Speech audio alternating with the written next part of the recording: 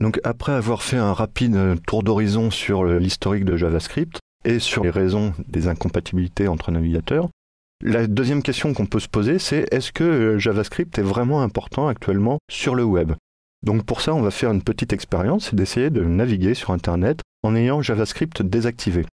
Alors déjà, ça va permettre aussi de répondre à une autre question, qui est celle que se posent beaucoup de développeurs quand il s'agit d'aborder JavaScript, c'est que se passe-t-il si JavaScript est désactivé du navigateur? C'est une question qui actuellement n'a pas énormément de pertinence, parce que vous allez voir, désactiver JavaScript, d'une part, c'est pas aussi simple qu'on ne pourrait le croire, et parce qu'il apparaît qu'au final, quasiment 95%, si ce n'est plus, des internautes ont JavaScript activé dans leur navigateur, tout simplement parce que soit ils ne savent pas, soit ils n'ont pas le réflexe, ils ne trouvent pas d'intérêt à désactiver JavaScript.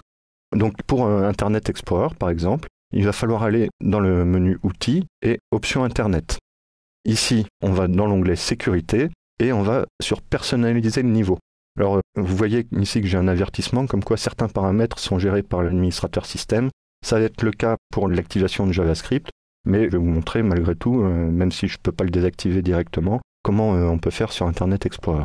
Donc on va dans Personnaliser le niveau, et là vous voyez qu'il y a toute une série d'options que vous pouvez personnaliser, et en particulier, donc vers le bas de la page, une série d'options sur les scripts, et tout en bas de cette série d'options, les scripts ASP. Alors vous voyez, JavaScript n'est même pas mentionné, ici on parle de script ASP, que vous pouvez activer, désactiver, ou demander à chaque fois si on l'accepte ou pas. Alors donc ici, je ne peux pas modifier cette option parce que c'est géré par l'administrateur, mais vous voyez que malgré tout, il faut fouiller dans la configuration d'Internet Explorer pour trouver l'option qui permet de désactiver JavaScript. Ce qui explique pourquoi peu d'utilisateurs le font, parce que ce n'est pas une opération courante malgré tout. Si on regarde au niveau de Firefox, qui est le deuxième principal navigateur, ici ça va être plus simple, on va toujours dans Outils et dans Options. Dans l'onglet Contenu, vous avez une case à cocher, activer ou désactiver du coup JavaScript. Donc là je vais le désactiver. Et maintenant, je vais essayer d'aller sur mon compte Google, ou plus exactement sur ma page d'accueil personnalisée de Google via le e-Google. Voilà, donc là, je vais sur la page francophone. Et tout de suite, on m'indique que pour utiliser cette page, vous devez activer les scripts JavaScript.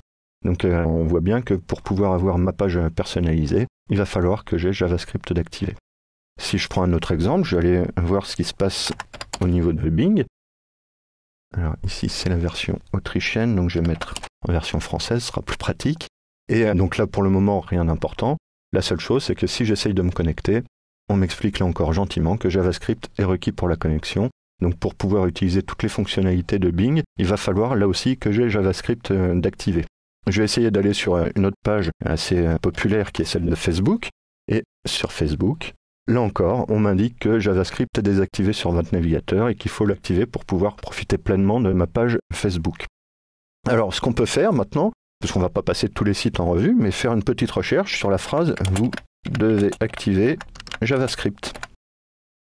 Et là, on se rend compte que dans Google, on obtient plus de 600 000 résultats. Alors, tous les résultats ne correspondent pas forcément à des pages qui demandent l'activation de JavaScript, mais malgré tout, il y a une bonne partie de sites qui demandent d'activer JavaScript pour pouvoir s'inscrire, pour pouvoir profiter pleinement de la navigation sur le site. Donc si on fait la recherche au niveau des traductions, c'est-à-dire de toutes les pages qui peuvent exister, on voit que le nombre de résultats est quand même assez impressionnant, 164 millions.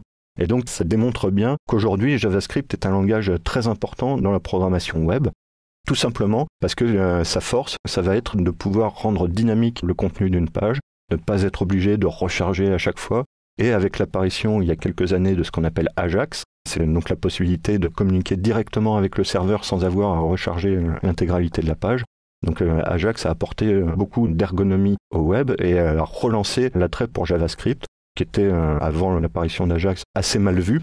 Aujourd'hui, JavaScript est vraiment un langage incontournable pour la navigation sur Internet et pour le développement de sites Internet, que ce soit un site personnel ou un gros site, comme vous avez pu le voir, pour les principaux moteurs de recherche, pour les applications comme Facebook, etc. Donc JavaScript, c'est vraiment actuellement un acteur incontournable du développement web.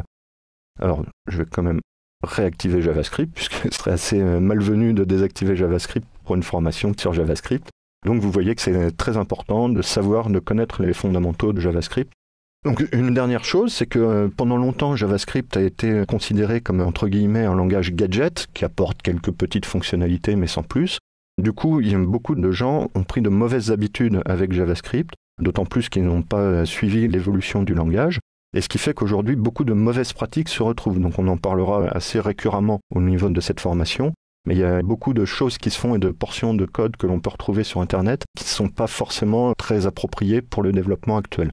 Donc ça, on en reparlera aussi très longuement, et c'est un point à prendre vraiment en considération.